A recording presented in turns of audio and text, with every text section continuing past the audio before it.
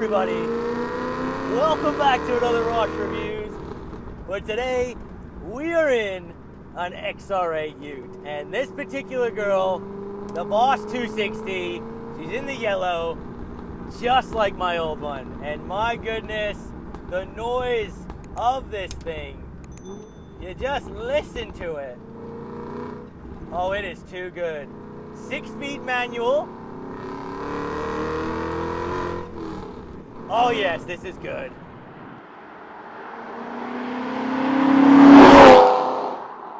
Now this particular one, it is a 2005 BA Series 2 XR8 Ute in the yellow.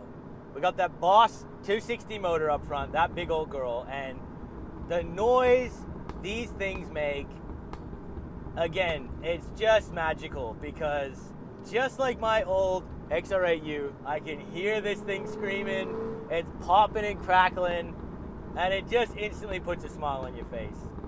It does have the 6-speed manual, not the 5-speed. So generally in a BA, you will get these in a 5-speed manual, but the later models, just like this one, 2005 onwards, you will get these in a 6-speed. And man, you see the bonnet bulge? Again, that noise. Oh, it's just too good.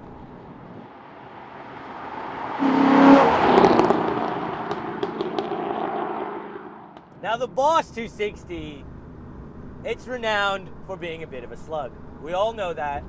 It only came out 260 kilowatts, which isn't a small number, but at the end of the day, you know, when you're really straight line performance, it's not gonna wow you. The noise will though. When you modify these things, or you try and modify these things, you can really get some epic results, but it is gonna cost you an arm and a leg. They are not cheap motors to work on, and unfortunately, you don't see many of these things really worked. I have been lucky enough to feature a couple of supercharged BA XR8s, BF XR8 as well, I also did just recently feature. So if you guys want to see those videos, I'll leave a link for them. You can click the pop-up banner here. They're pretty epic, but they cost a lot of money. And just coming around this very tight hairpin, this is a big car. You know, these things are long, they're heavy, they're not one really for handling, but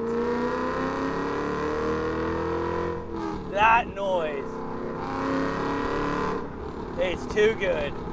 It is just too good to care about anything else.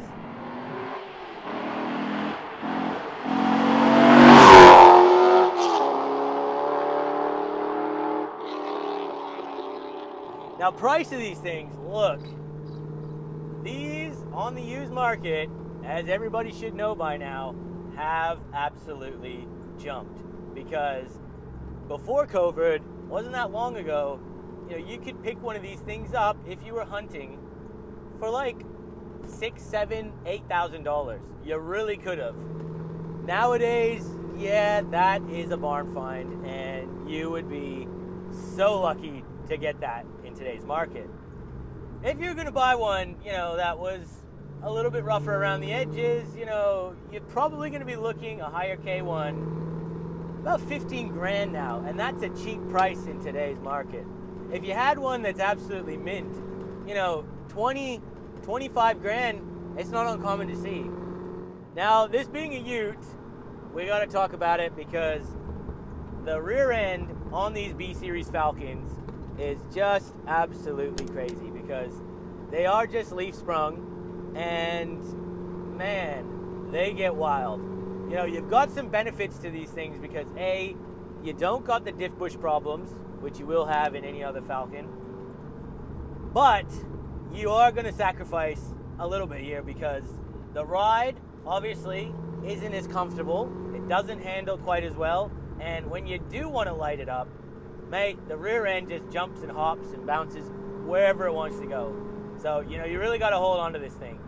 But you also, if you were going to use this thing as an actual Ute, you can put some more payload in here. So, you know, if you were going with a Holden, you're not going to fit as much in the back safely as you can in this thing. So that is another benefit to it.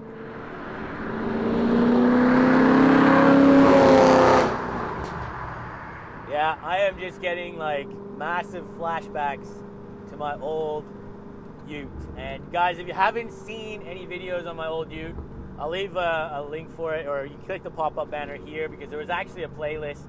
I made a bunch of videos with it. It was an epic Ute. I sold it for the F6, but man, I wish I had both, because yeah, again, the noise of this thing, and just the manual, the bonnet bulge, it's just got so much character, this thing, man. Now there are some modifications on this particular Ute. He's got a heavy-duty clutch, which it is heavy. He has done a growler intake, and he has also upgraded the throttle body. He's put a flash tune on this, so the previous owner, I think he told me, has put a flash tune on this, 98 fuel. It feels pretty healthy.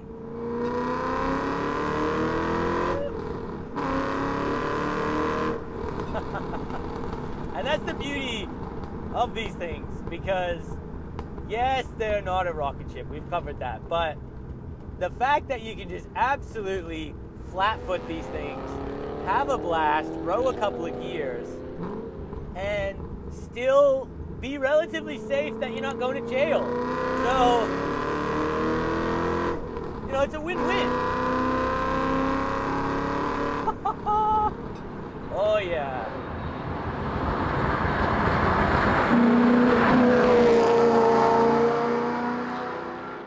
Just listening to this thing. Ooh, it gets swirly.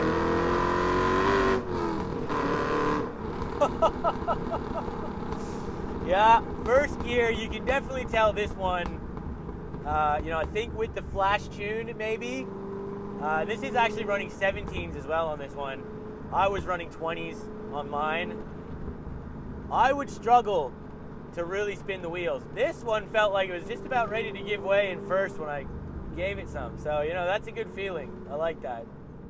Now on the interior of these things, look, they're not flash, because, you know, these things at the end of the day were really just a work Ute that Ford decided to kind of go to town with, putting a big V8 in and, you know, making it stupidly fun.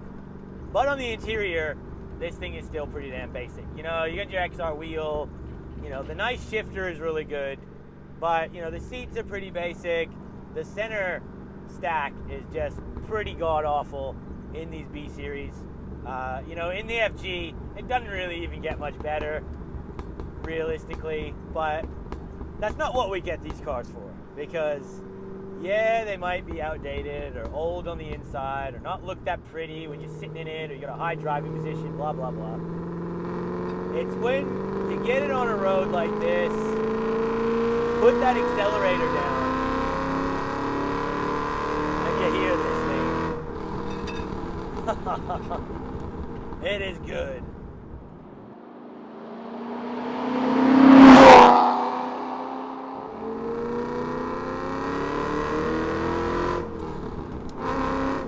Oof. Oh yeah, man. That noise is just magical. The best thing about these Boss motors is just the noise they make. I don't know what it is with cyclists here today. Like, I have had to dodge so many damn cyclists on this road today. Just unbelievable, mate. Coming around this corner again, this is a real tight hairpin. You know, the steering is still good. It's a big car. It leans a bit, but you get on it. Oh, yes, mate. It is so damn fun.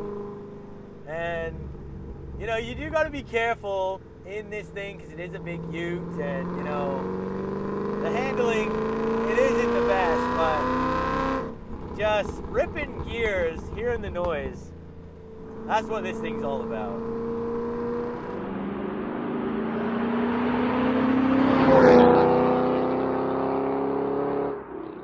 Now, 0 to 100, guys, been looking forward to this. I can't actually remember what my old Ute did get, but look, these things aren't rocket ships. Going to reset the draggy. Just, yeah, build it up and balance the power, and here we go.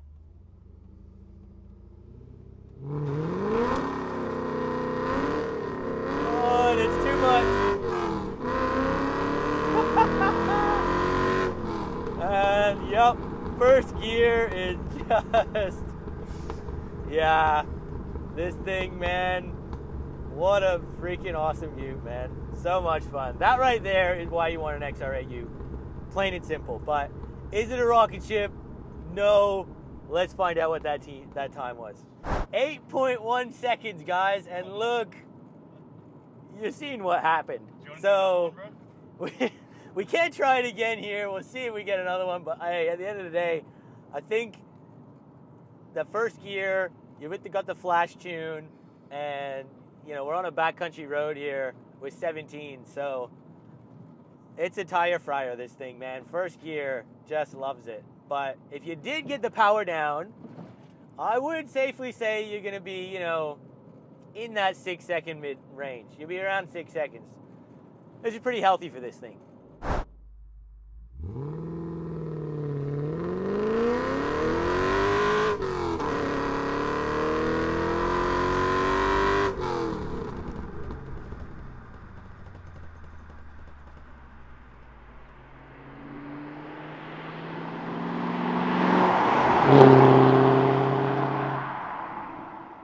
Now, I'm going to finish the video off here today, guys. So, look, a huge thank you to the owner for bringing down his BA XR8 Ute because, yeah, the 6-speed, that Boss motor, the noise of this thing, it is just magical, and it really took me back to when I used to own one just like this. So, I hope you guys did enjoy this video. If you did, make sure you hit that like button. Consider subscribing if you're new here.